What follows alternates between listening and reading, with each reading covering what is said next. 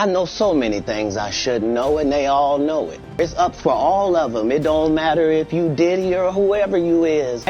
All lies will be exposed. That's all. Katt Williams has straight up accused Sean Diddy Combs of working with federal agents and even playing a role in Tupac Shakur's death. And before you think this is just another wild rant, Suge Knight himself has now stepped in from prison to back up parts of that story. I'm talking of federal protection, hidden deals, and one of the darkest conspiracies in rap finally being dragged into the light. If you remember his sit-down on Shannon Sharpe's club Shay Shay, Katt wasn't holding back. He got into Hollywood offers, shady contracts, and even how he turned down millions just to keep his integrity. I've had to turn down $50 million 4 times just to protect my integrity and that virgin hole I was telling you about, he told Sharpe, leaving the host stunned. Now, I've had to turn down $50 million 4 times. 4 times. Just to protect my integrity and that virgin hole I was telling you about. Then came the part that made everybody's jaw drop. Katt said, because P. Diddy was wanting to party and you got to tell him no. You got to tell him no. I did. See, I got the receipts for everything I'm telling you. That's why I can say them so freely. But then he connected it all to Tupac. Williams explained he felt like Pac was a kindred spirit and said, so when I was a young man, Tupac was my favorite artist. I loved Tupac. And I felt like we were kindred spirits. So if I hear you responsible for knocking my Engar off, I don't give a what job I end up being in. I don't care how things go. If I can get a way to get you, that's what I'm all about. I just don't like you walking around scot-free because you are a demon. And I know demons are powerful, but I know why they're powerful. It's cold spiritual warfare going on out here in the real world, and part of my job is to not lose focus on that. Right there, Katt was basically saying he believes Diddy had blood on his hands, and y'all, there's real evidence out there tying Diddy to Pac's murder. Let's rewind for a second. September 7th, 1996. Y'all already remember the night. Pac and Suge leaving the Tyson fight in Vegas, that infamous scuffle in the MGM Grand Lobby with Orlando Anderson. Orlando wasn't just some random dude. He was Keffy D's nephew. Hours later, Pac is in the passenger seat with Suge, and we all know what went down on that Vegas strip. 4 shots hit Pac, Suge caught a graze, and within 6 days, Pac was gone. Now here's where the Diddy connection comes in. In a DEA report later uncovered, Keffy D admitted that part of the reason they went after Pac and Suge was because Diddy had allegedly put a $1 million bounty on their heads. According to him, Diddy said, he'd give anything they're both of their heads. He said he'd give us anything for them dudes' head, you know? Yeah. He'll give you anything for these guys' head? Yeah, he said it in front of all the people. I couldn't believe it. You tell him we'll do it for $1 million, and he's like, okay, I'll do it for $1 million. He agrees. You shake on it or something like that. Yeah. What happened? Gentleman, he like, man, we'll wipe their ass out quick.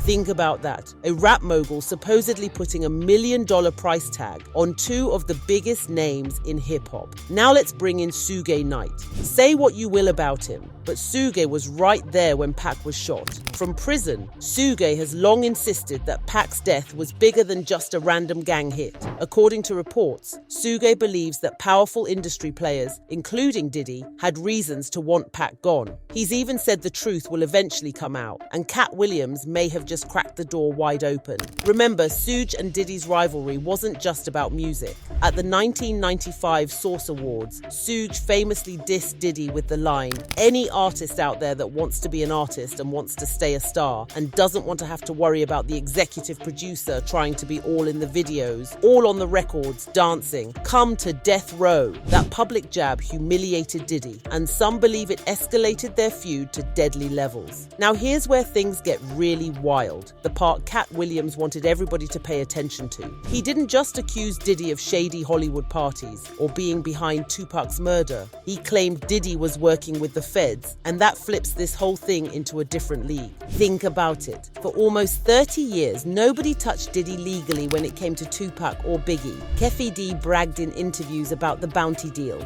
Lawsuits were filed pointing fingers at Puff. Even retired detectives admitted they'd heard whispers about Combs putting out a hit, and yet, no charges, no real investigation. It's like he had a shield around him. Katt's theory is that SHIELD came from being useful to federal law enforcement. Back in 2008, the DEA interviewed Keffy D, and that report specifically mentioned Diddy talking about wanting Pac and Suge handled. Investigators had that detail, yet it never went anywhere. It stayed buried for years. This is exactly where Katt's words cut deep, suggesting the feds already knew the truth and chose to keep it hidden from the world. And Suge Knight, from behind bars, has been hinting at this same thing for years. Suge said Tupac wasn't killed by random street beef. He's called it a bigger conspiracy, something tied to industry power and forces way beyond gangs. If you look closely, Suge's time in prison could even be read as a warning: keep quiet or stay locked down. This is where things start to look two-sided. Diddy was busy growing Bad Boy Records into a big East Coast label, but at the same time, people around him believed he was also giving information to federal agents about gangs like the Crips and Bloods, the same gangs he was linked to through the music scene. If that was happening, it would explain why, even when Keffy D mentioned his name, the police never really went after him. And let's not forget, Tupac wasn't just a rapper. He was the son of Afeni Shakur, a former Black Panther. Pac was political, outspoken, and talked openly about police brutality, government corruption, and empowering the black community.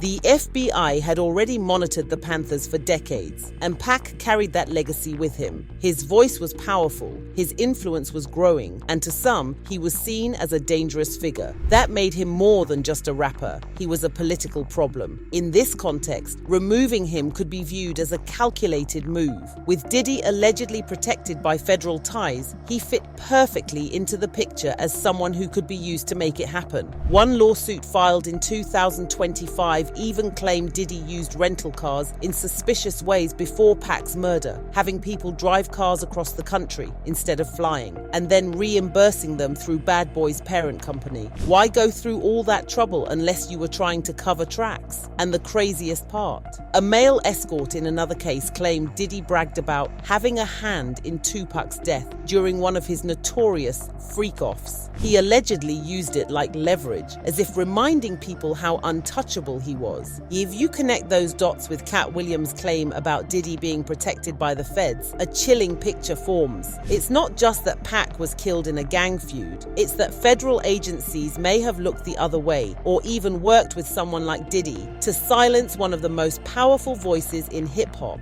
And Suge Knight's response only adds fuel. From his cell, he said more than once, "Y'all don't know the half of it." To him, it was never just about Crips versus Bloods. He's hinting at a higher level orchestration, almost like Pac was targeted in a bigger operation, and Diddy was just the industry face who helped make it happen. That's why Katt's words are hitting so hard now. With all the new lawsuits piling up against Diddy, with feds raiding his homes in 2024, people are finally starting to say, maybe Pac's death wasn't just left unsolved by accident. Maybe it was left unsolved on purpose. And y'all, if that's true, if a federal cover-up protected Diddy all these years, then Katt Williams might have just cracked open one of the darkest secrets in hip-hop history. And let's not forget the irony here. Tupac once accused Biggie and Diddy of knowing more than they admitted about the 1994 Quad studio shooting, where Pac was shot 5 times. That distrust set off the East Coast versus West Coast war that defined hip-hop in the 90s.